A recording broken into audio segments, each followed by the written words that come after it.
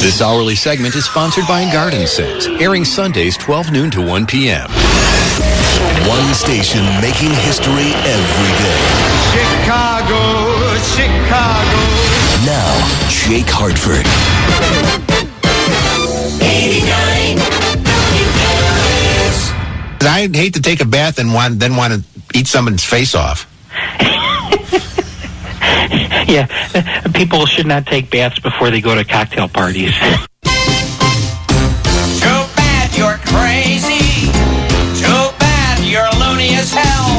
So long, it could have been swell together. Too bad you're wacko. Wacko. How sad your marbles are gone. All gone. We could be dancing till dawn, but you're too weird for words. How did you get so strange? You were such a beautiful kid. Now you are so deranged. Was it Mom and Daddy? Something I did? Too bad you're no-go. Too bad. You should be locked in a cell. How sad, you're great, but hey, what the hell? You're crazy. You're off the deep Bon end. voyage. Your life's a practical Quel joke. dommage. I'd bail you out, but I'm broke. Your brain's completely fried. Life's just a party trick to you. Clown jokes and lots of booty-doo. It's time to put that on the shelf. Loving you is three-ring circus. You do look fetching, too bad. It could be catching, egads. I'm a little bit crazy, Mark. Not true. Just a little bit crazy, Mark. Not you. I'm a little bit crazy myself. 6:08, 8:06, hour number 2 of Awake with Jake right here in 89 WLS. Oh, man. I went to Nashville by myself. Did not take the wife. She told me to leave. She wanted the rest. She did. I asked her, I said, anything happen while I was gone? She said, someone came to the door trying to sell a Tribune subscription. And my wife said she told her, we already get the Tribune. We have the girl said, well, when do you get it? What's your, what days? And my wife says, we have the John Cass plan. And she said, the girl looked at her and says, what's the John Cass plan? I don't see it on my listing here. And my wife says, Wednesday, Thursday, Friday, and Sunday, when John Cass has a column in the paper. And the girl just kind of looked at her and left. And my wife said, write that down. Anyway, 591-8900 is the phone number. Bill in Bolingbrook. Hello, Bill. You're on 89 WLS. Hi, Mr. Hartford. One beef I got is with the Justice Department. What's your beef? My beef is they're trying to shut down Gibson Guitar. They got this stupid law about the electronic implement to put people in the water. What are they going to do on the East Coast and the West Coast with the ocean? And the third thing... Wait. What are they doing? What's the second thing? You remember a couple of months ago, they want to put those electric lifts for handicapped people. The swimming pools, yes. Yeah. Now, what do you do on the Pacific and the Atlantic side? How do you get that into the water? Right? Yes. Okay. And the third thing is this idiot and Fast and Furious. What they ought to do is take them to a good South Side Polish bar, throw them in there, and let them beat the you-know-what out of them, and then let them answer the questions. Boy, you got up on the wrong side of bed this morning, Bill. Well, the Justice Department, I can't say, because you'll lose your FAA license. Yeah, I won't be able to fly anymore. The other one, too, the CC, communication. CC Rider, yes. Right. Love and Glory. And Mr. Dumbo with his black crow feather ought to go somewhere. What feather? Remember Dumbo had a black feather so he could fly? In the cartoon? No, he didn't have a feather. Yeah, he did, from the crow. If he didn't have the feather from the crow, He couldn't. No, you're fly in no. the circus. That was Garfield the cat. No. Yes. No. Garfield had the feather. Felix the cat. Garfield had the feather and was flying. No.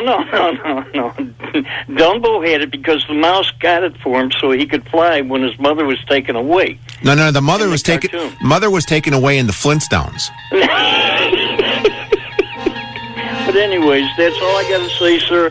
Good morning and have a wonderful day. You said it so well too. Thank you, Bill. Bill will have his own Sunday morning show here soon. Dave and Beecher. Hey, Dave. You're on 89 WLS. Good morning. How you doing? What's on your mind?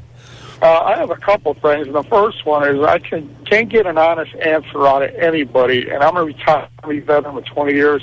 Why is the media and all these Hollywood stars so much in love with Obama? And the second thing is, I assume you heard about the mayor of Chicago dropping F-bombs on the governor about his support for pension reform. I believe I saw that in one of the columns in the Sun-Times this week, yes. Yeah, well, you know, if the governor had any, I just want to call it gonads, I guess, I would have told the mayor, hey, I run the state. Next time you want to come for aid for help or anything with your CTA budget and stuff, remember where it comes from. You know, these are interesting times. You've got the Chicago Teachers Union looking for a 30% pay increase over 2 years, and you've got the mayor's got to defend against that. Yeah, I understand that, but I mean, I work. I draw an Army retirement. In my lifetime, I'm 60 years old. I've never seen a 30% pay raise. Yeah, you're not going. You're not going to either, Dave. Take care. I know. Okay, thank you. Have a good day.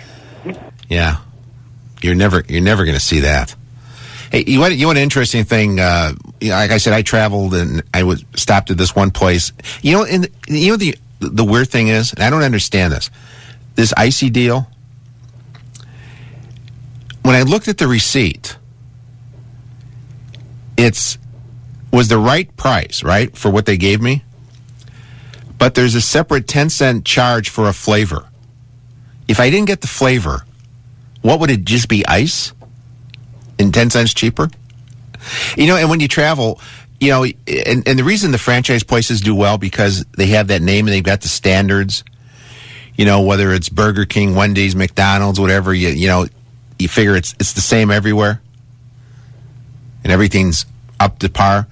Well, I'm looking at this story out of Tampa.